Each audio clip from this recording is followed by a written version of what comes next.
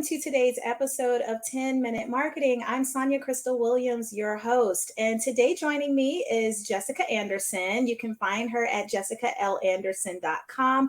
Jessica is a book coach for high impact leaders across the globe. She specializes in helping these leaders write, develop, or promote or use books to brand themselves. So welcome today, Jessica. Thank you so much for being here. Hey, Sonja, thank you so much for having me. I'm really excited.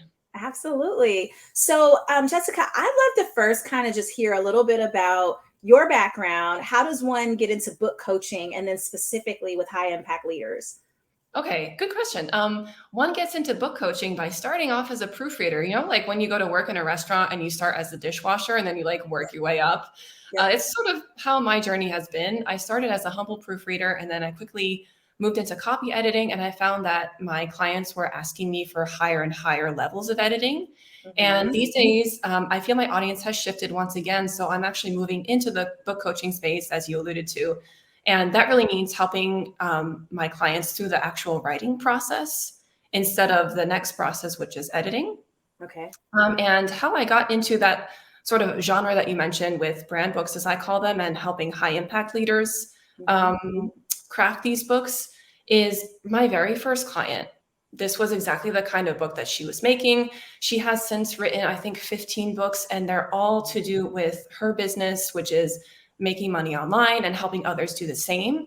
And I think I just wound up with a dreamboat client for my very first one. And I loved it so much that I decided that that's going to be my niche. And I've never strayed from that. Wow. 15 books is impressive. I imagine that's happened over a period of years. Yeah. I have so many questions around that. So one would be, this sounds like this is something that makes sense if someone already has a business, or should they have a business? Like, what does it look like for that person? Okay, great question. I have actually worked with a couple of clients who did not yet have a brand or business when they went to go write their book. And those have actually been my favorite books to work on. And they're very brave people because they have to do the work ahead of time of thinking of how am I going to serve people? What kind of people are they? What are their problems? And then I'm going to put it all into a book before I even have an offer to promote. But they start with the book as a low ticket offer. Okay. It's definitely not the norm. And I don't recommend that for everyone. I do find it easier to make the book once you already have a very, very clear idea of the audience that you serve, and you're already pretty solid on your offers. Got it. It makes a lot of sense. And then what about, with someone who already has a book under their belt and now they're kind of shifting into this world of wanting to use it as a brand? What would you say are other things they might need to have in place? Ideally, if they do have that business, do they need to already be on social media? Do they already need an audience? How do they even get people to buy these books? Oh, that's another great question. I love all these questions. One way to do it is by self-publishing. This is always a decision that someone has to make up front. Are you going to try and get a book deal from a traditional publisher, or are you going to try and self-publish it? I'm really attached to the self-publishing world because being self-taught is one of my values, but I find that you have so much more control over it. In terms of the book itself, you have creative control. And then on the marketing and launching side, that's all on you as well. Okay. So you can actually utilize Amazon as its own SEO platform almost, because people are typing their questions into Amazon actually every day and looking for answers in books, because books are still, reputable sources of information. Definitely. So if we were thinking process wise, ideally, kind of from what I'm hearing so far, someone has a brand. They decide they have a clear vision of what they want in this book. You, in that process, are helping them do the outlining and the writing. Do I have that right? Exactly. Because not all of us, come out of school knowing exactly how to write a book like this. We're used to writing, term papers in a very academic sense, sometimes a lot of corporate language as well in our writing, which isn't the point of a brand book. We want to be speaking to your readers in a conversational tone, using their language. But it's hard, especially when online we are trained as consumers, but also as content producers, to write these little short form pieces of micro content that you just, blast on LinkedIn or whatever platform you're on. And then the process of writing an entire book seems so overwhelming. So I come in helping people to really break that down and sort of their fears is like, you don't have to become a bestseller or best-selling author, because that's not really the point of the exercise. You can own the term author, even if you haven't gone to school for that specifically, or even if you've never done it before, you have to try it first. Mm-hmm.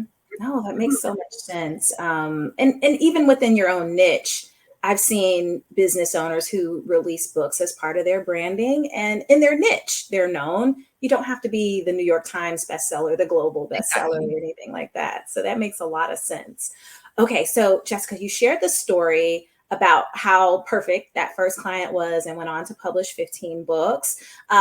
So since then, and since you decided to kind of move deeper into book coaching, how do you grow your business on a day-to-day basis? So it's funny you ask, because when I started out, I had the belief that I had no network because I spent 10 years in a totally different industry, in the luxury hospitality industry, which is why I alluded to the restaurant metaphor in the beginning. So I started off actually cold emailing to great success. I will say that there's a big stigma around that in the online space, but there's a right way to do it and a wrong way to do it. But I decided to move away from that because I felt it was very, very time consuming. And I wanted to start, instead of push marketing myself, I want to try the pull marketing aspect and trying to attract some ideal clients using social media. And I wound up on LinkedIn. I landed there because I tried a few different platforms and wasn't really getting traction anywhere, probably because I wasn't focused on one. But when I really went all in on LinkedIn, I saw a huge difference and landed another absolute dreamboat client just by posting on LinkedIn once a week, nothing crazy. And this person connected with me without adding a note, without saying anything. And she just lurked in my posts, like watching my content, maybe would like something once in a while. And then out of the blue one day DM'd me with her request. So LinkedIn is a great place for that because there are only there's maximum, I think, 5% of users who are actually posting content on there. So it's not very saturated, but there are so many profiles who are on there just looking at their feed. Yeah. So you'd be surprised if you started showing up more on LinkedIn. Yeah. We would see you on there. Yeah, there's a chart, and I wish I came across this chart many years ago and have never been able to find it since. And it was a chart that mapped out the personalities of people with profiles on social media. And one of them used the term lurkers. In that chart, it called them observers, people who are just there to watch and kind of participate from a distance, but they have no interest in really posting things. So that really says a lot. I want to go back to something else really profound that you said, which is that idea of push versus pull in marketing, and the idea that you had a successful type of campaign. You were running a push campaign, which, for those of you listening, the idea of push campaign is you're putting yourself out there versus it coming inbound to you, which is what Jessica's doing now, pull, like you're kind of pulling them toward you. So that makes a lot of sense. So let's kind of shift into kind of going into our lightning round. I want to ask you some more questions, but in our lightning round, we go a little bit faster, just with kind of what some of those answers are in terms of how you are approaching your business. So I'm hearing LinkedIn is what's working today. And this may answer the question, but I'm going to throw it out to you anyway. If you had a grant for $50,000 to use, yes, free money in your business for the next 12 months, how would you spend that budget from a marketing standpoint? How would you use it? Oh, I would probably use it to buy myself time to write my own brand book because it's something I haven't done for myself yet.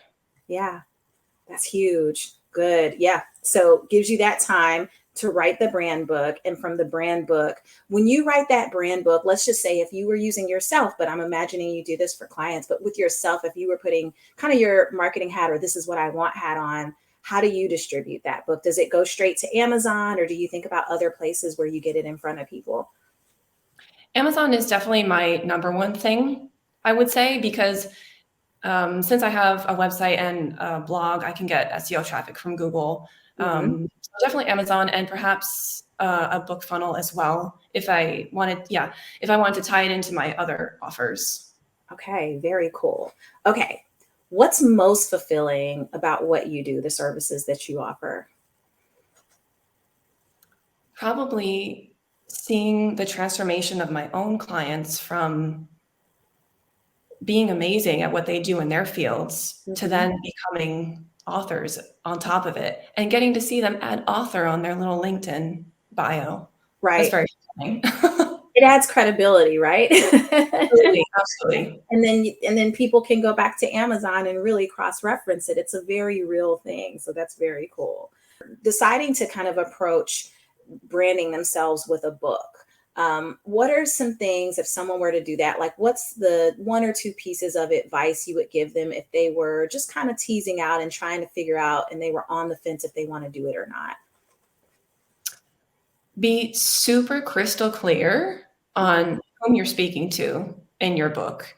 And so in many cases, like I said before, earlier in the call, if you're already an established business owner and you know your audience and your own clients really, really well, that's a great start. But I'm always checking to make sure you know about that before you start the book process, because it's going to be really hard to write a book in a vacuum. If it's like, this is the book that I want to write, but it's not quite the book that people want to read, you're going to have trouble marketing and selling that. Great. Okay, great tips. And then as a business owner, and I know this from being a business owner for many years, sometimes you hit bumps along the road. Have you hit any bumps along the road in your business? And if so, like how have you overcome some of the challenges just being a business owner? Oh gosh.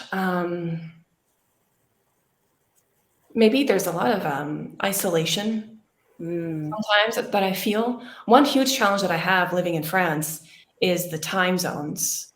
And it's tough to participate in some online events when it just doesn't jive with my time zone. That's been a huge hurdle. Since I don't work much with local clients, I'm working, on books being written in English. So a lot of my clients are based in North America. And just, in a broader sense, the isolation that I feel sometimes being here. But fortunately, this year I've been meeting lots of people on LinkedIn, especially, and in other groups where I get to collab with them. And it's been working out much better. You have to go out and seek it, I guess. You have to go out and find it. Yeah. And be a part of those things. And you bring up collabs. So I'll kind of, in our lightning round, kind of end with that question, which is you and I met in a collab group. What are your thoughts about collabs?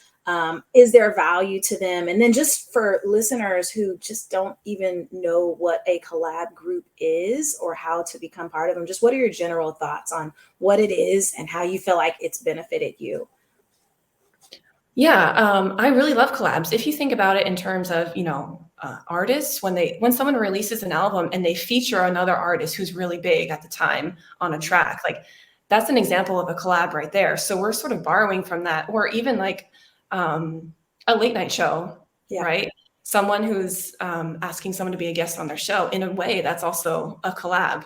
You're getting to leverage each other's audiences and each other's platforms. So I absolutely love collabs. I love the power of it. Just to give you a short example of one collab in particular that I participated in this year, I have a very, very small email list because I've been focusing on growing LinkedIn. So email list is like second. And I did a collab with someone. It was just a simple email list swap. And the day that went out, my email list doubled from one collab. And it was so easy to set up. I did nothing. The other lady just shared my stuff to her list and boom.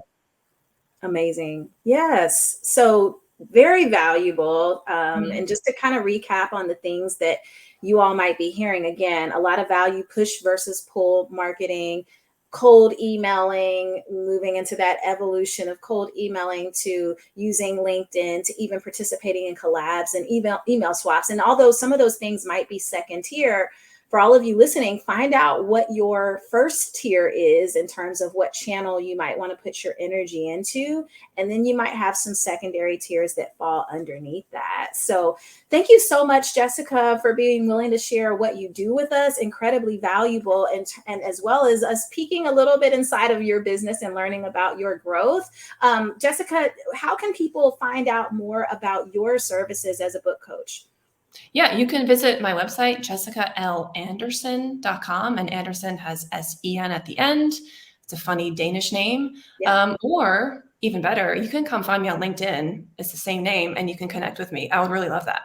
Yes, absolutely. And then any promos, freebies, anything you have for anyone that's listening that might be a helpful place for them to also get started as they're on the fence about becoming a book author? Yeah, so as I mentioned, I'm moving into the book coaching space, and I'm going to be supporting people through the actual writing process. And I'm putting together a new signature service that I'm really excited about, that I have crafted with the direct input of people in my audience. So it's going to be really, really helpful. And that's going to be coming out in a couple weeks. So by the time August rolls around, that will be on my website. If you just go to jessicallandersen.com, you will see it right there. All right, perfect. So we'll be sure to drop that link in for everyone who's listening. That way you can take a look at Jessica's website and find out more about that program. Thank you again so much, Jessica. And thank you everyone for listening to 10 Minute Marketing. I hope you have a great day.